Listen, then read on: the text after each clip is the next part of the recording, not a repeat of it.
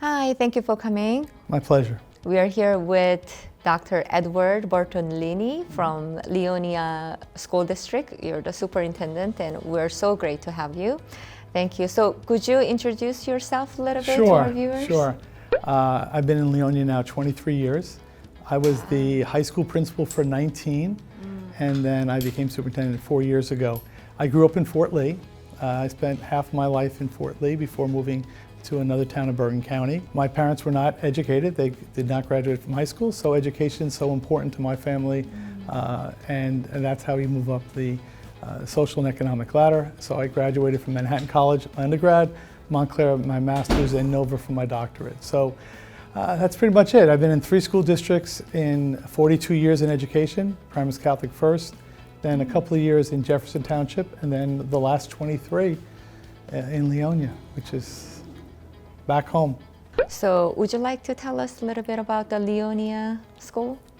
Leonia Schools the schools are wonderful schools. We have 3 of them, Annecy Scott Elementary, the middle and high school.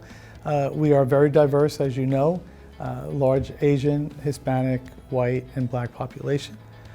We believe in diversity. We believe in acceptance and tolerance. We not only accept diversity, we embrace the diversity in our buildings, and we're very happy that our kids accept that also. We have a strong academic program in the high school. The academy program's been part of our school district since 2003. We have 7 different academies in our high school, and students apply for admissions to it from 8th grade.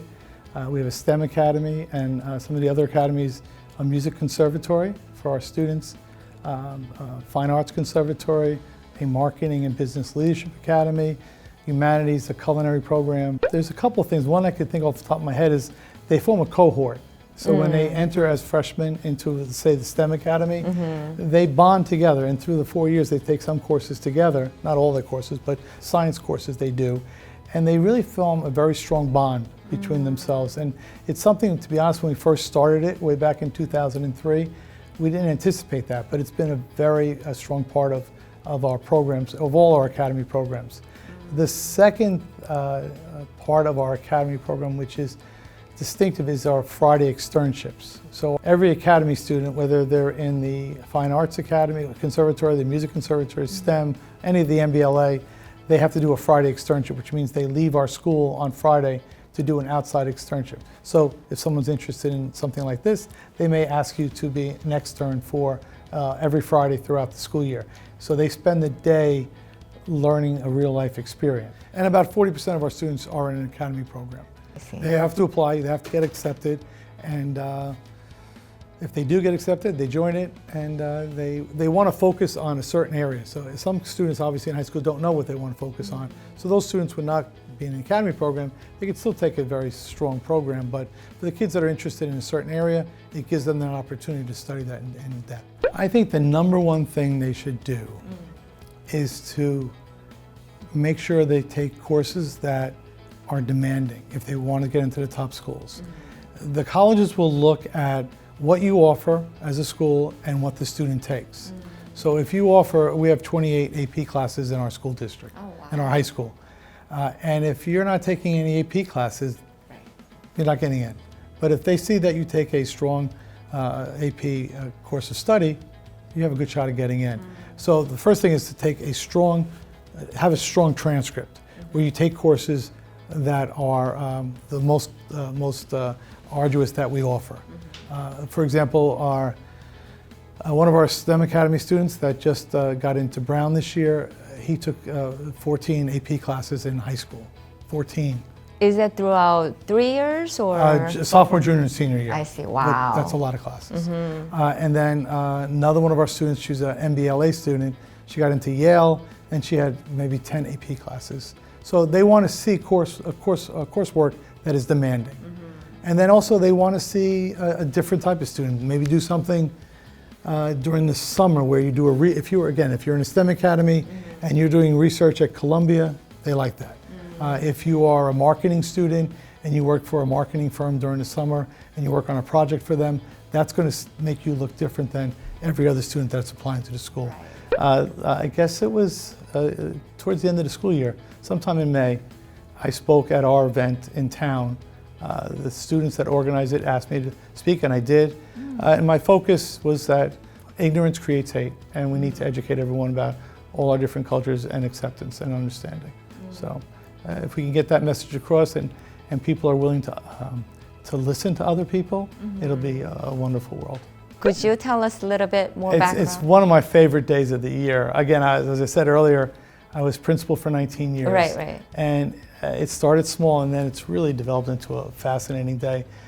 Part of the day is in the gymnasium where students can sign up to represent their homeland, their culture. Right. Okay. So the last time we had it, because of the pandemic, we had 53 countries represented throughout the world. And they put on dance, they put on their food, they put on displays. It's really a wonderful day.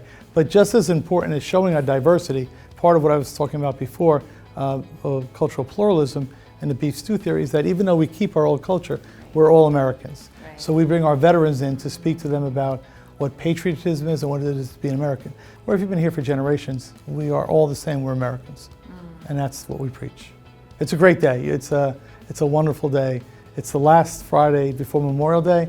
If you're not doing anything next year, come on over That sounds to Leonia awesome. High School. That sounds awesome. I would tell our parents to stay involved with their children through high school, at least. You know, their kids are going to tell them, Mom, nobody else cares, don't worry about it. But I just tell them the reverse. As a parent, you are part of your child's education, at least through high school, maybe even college. We allow our parents to override our decisions in scheduling. So if you think your child belongs in a certain class and we don't think so, we let the parent make the final decision. So as I just said, we want the parents involved in their child's education and what's more important than their schedule. So we want the parents to remain involved, but also I want the parents to lighten up a little because we don't want our students to get overstressed and have a negative experience, not only in school, but in life. So we want them to be challenged, and we strongly encourage our students to challenge themselves, but don't go overboard. On the high school level, we have the Home and School Association, which parents can come on a monthly basis, but we also have the Education Committee of the Home and School Association, which parents can come and, again, for me, for 19 years, but now our new principal, and talk to them about academics, what they like, what they don't like, what they think we should do. And we listen to them. Sometimes we agree, sometimes we disagree, but they're part of that equation. And again, as I said earlier, we want our parents involved. If we're not going to listen to our parents at all, we're not really getting them involved. So we want them to be part of that. Is there anything that you would like to tell Korean community or parents? Korean community in our school district is very important to our district. They are very involved. They stress education, and as a superintendent or as a principal, obviously stressing education I like. They have to balance education and life. So it's something that, you know, when I saw in Korea is they go to school, and then they go to after school in Korea. So there's that stress that sometimes they bring here to the United States. So you have to be careful of creating a situation where the student is having emotional issues. But overall, education is important to our Korean community, and we're very appreciative of that. And I'm appreciative of their support. The schools are important to them, and as a result, they support our schools. And that's something that I really appreciate. Is there any last word that you want to say? Thank everyone for this opportunity, and I want everyone to have a good summer and come back to school normal. We're coming back normal. Whether we're masked or not is something we haven't decided yet, but we'll be in school full-time next year. Thank you so much for coming, and all your talk, discussion, and the interview has been very insightful and helpful. Well, thank you very again much. Thanks again for having me. Thanks.